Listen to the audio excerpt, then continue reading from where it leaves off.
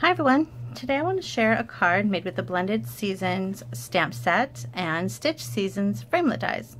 I showed this stamp set and framelit collection on another video, and I thought I would show how to make the individual card. I'm going to do different videos for each card because I don't want the video to be too long. So I'm going to start with this one because it's still kind of florally, and it's still summer out here in Illinois anyway, and I think it's really pretty. I think I've got some flowers very similar to this growing outside. So I'm going to start with this one, but real quick I'm going to show you a fall version using the same stamp set and framelit dies. I love coloring on crumb cake paper, very pretty.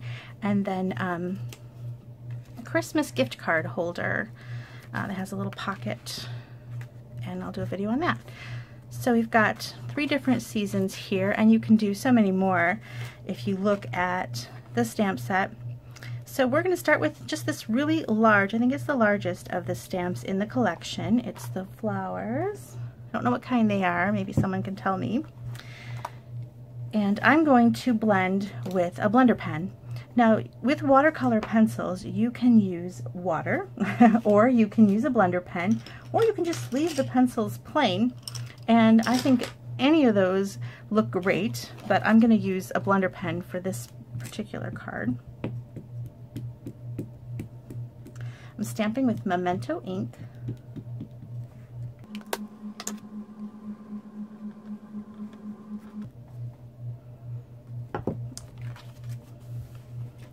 Oh, some other pieces to the card is crumb cake base, and it's just a piece of 8.5 by 11 folded in, or cut in half and then scored down the center. And I've made myself a panel of slightly smaller, so this is 1/4 inch smaller than the card front, so it's 4 by 5 1/4 in crumb cake also, but I've embossed it with the, oh, I think it's called Wood Planks textured, dynamic textured impressions embossing folder. Right, it's called Pine Wood Planks. Pine Wood Planks, and it gives a really fun wood grain texture to the paper. And so we've got that, and then I used the Wood Textures designer series paper. I love this, I can't get enough of this, as a frame using the largest and medium framelit here. And I want to show you up close that the embossing folder cuts a stitched shape around both the cut side on the outside and inside of that cut. So you get stitching, for example, if I didn't have that stitching on both sides, I have stitching on the inside of the cut and stitching on the outside of the cut, which makes a really pretty look on this frame because you've got stitching on both sides of that cut. And then it also leaves it on your other piece here, so maybe I will cut this and use it somewhere as a frame because it's got that stitching too, so it's really fun. And then, you know, you've got this piece left over. I wanted this, but this is so cute and I'm going to need that on another card, so I used the same idea for you're using all your pieces is basically what I'm trying to say. Use all the pieces. Okay, so when you're going to do this, you want to do the embossing first, because when you run this through the Big Shot with the medium framelit, if you embossed afterwards, you know, the paper gets kind of squished and pressed between the embossing folder, and you might ruin some of the nice little stitching shapes. So go ahead and do your embossing first and then run it through your Big Shot with the framelit. I'm going to do that right now and be right back. And now I've got this fun piece, which you can use on another card. I used it on my fall card. So no piece gets wasted.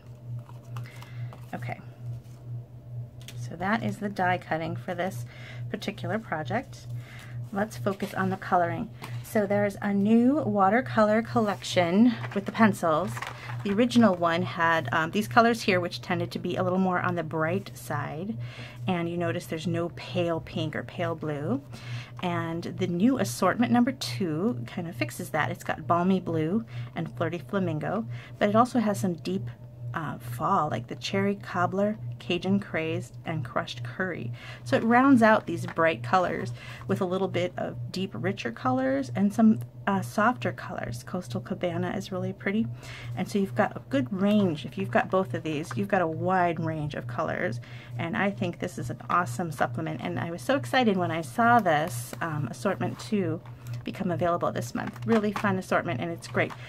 It's got less pencils because you don't have the neutrals, the white and black and gray. Awesome. Okay, so we're going to color. I'm going to show you how I'm using the pencils today. Now you can use the pencils, like I said, just as a pencil, no blending and no any other tools, or you can use it with the blender pens, which is what I'm going to do, or an aqua painter and some water. Right now I'm just going to softly color one of the petals, and then I want to show you how I color it and blend it, and then I'll fast forward the video after I've done one, so you don't have to watch me color all of these petals.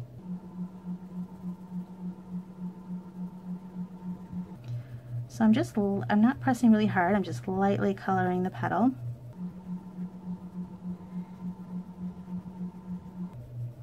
And then I'm going to apply a little more pressure, and I'm going to add deeper color down towards the center of the flower, a little bit on the sides, and here on the seams of the folds.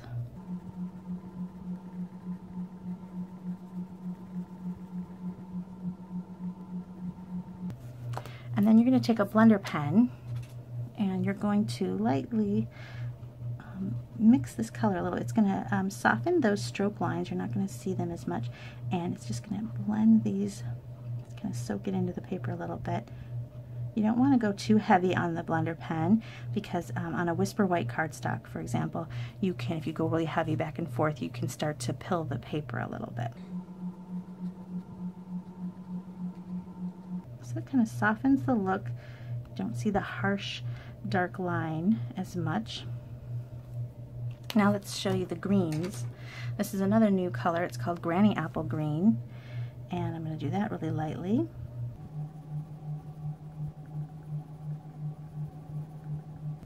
And then I'm going to bring in another new pencil color, Garden Green. That's it's one of the older ink colors that I have, but I never had it in a watercolor pencil before. How many of you had the really old watercolor pencils when Stampin' Up had them ages ago? When I first started, I think it's almost 15 years, they had another collection of watercolor pencils, but they were not exclusive Stampin' Up colors. And I always had a problem with the greens. I always felt they were just not the right color. So I was so happy when they came out with perfect colors. Okay, so you can see how my Granny Apple Green and my Garden Green, they are just not blended. There's a really sharp line between the two tones, and we want to blend that together.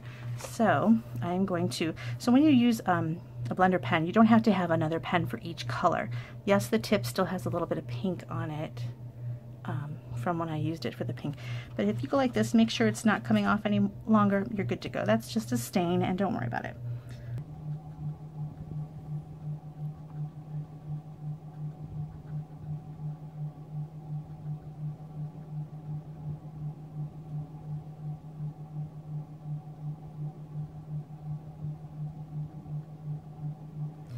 So here I blended in that harsh line of Garden Green into the Granny Apple Green. Is that what it's called? I feel like that might be wrong, but I feel like it's right. Let me see.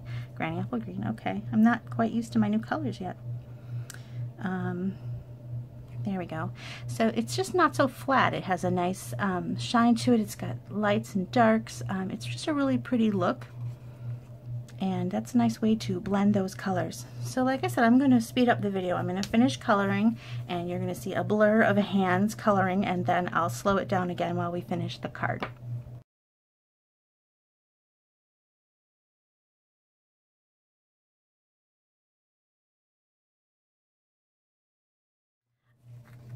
Okay, I've got the flowers all completed. Another thing I did on this card is I wanted to have a light blue on the background, some kind of sky or just a soft background so it wasn't so white. So I used the Balmy Blue. The pencil looks like really bright. It's looks like Pacific Point, but it's Balmy Blue. They've got the names right on there so you know. Now here I went really light with my pencil, just very light, soft, almost horizontal holding of the pencil.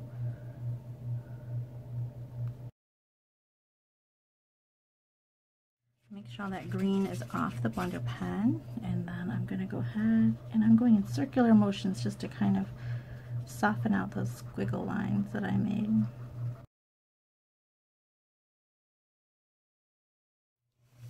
Okay, so my coloring is completed, and now we're going to put together the card. So I've got my card base, and you know, I forgot to mention I cut out another little flower just for fun in a leaf, and maybe we'll pop it out. I always like to add a little extra details. I used a little bit of early espresso and a sponge dauber to add just a little bit of color to the background, and this brings out some of the wood grain texture on that embossing folder, and it just gives it a little bit of a rustic look.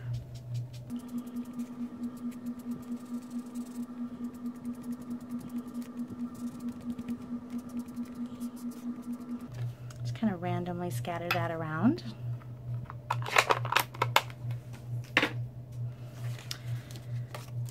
I like to hold these two pieces together when I put it down, just so I can center it exactly where I want it to be.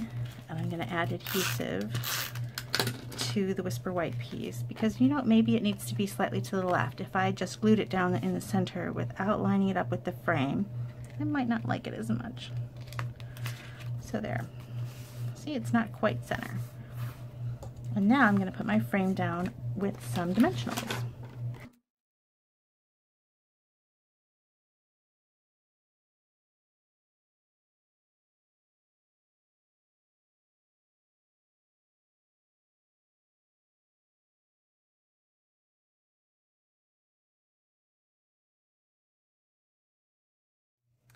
I created the little thank you with a strip of paper.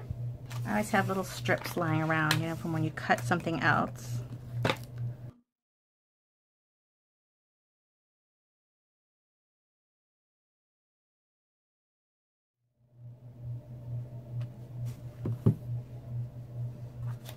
I don't like that one.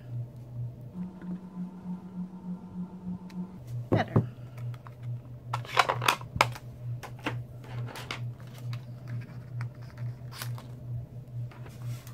My chair is really squeaky today. I hope that it's not too distracting. It's distracting me. A little more. There. I love that banner punch, I have to say. And now I'm going to tie a little bow with some linen thread. I really like linen thread. It's probably I go through that more than anything else probably. Dimensionals and linen thread, almost every order.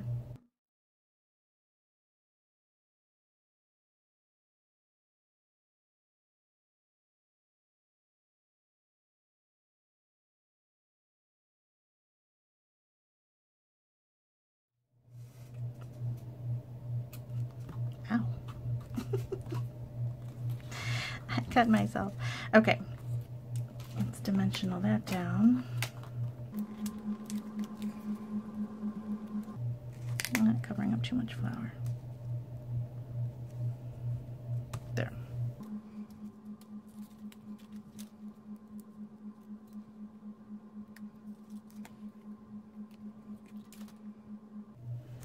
Oh my goodness, I forgot to put my frame down. Wow. I got distracted. It is pretty without it, but I cut it, so I'm going to put it down. I like the side has more of a red orange to it. I think I like the browner side. Although you can see the stitching better on this side. So we're going to go with that.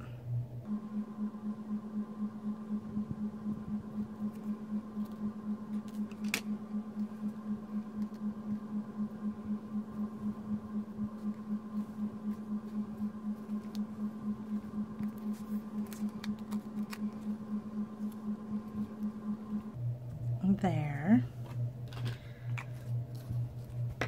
Okay, now I cut these out earlier, and I kind of thought maybe I wanted to add them. I couldn't decide. I think I'm going to put it down here.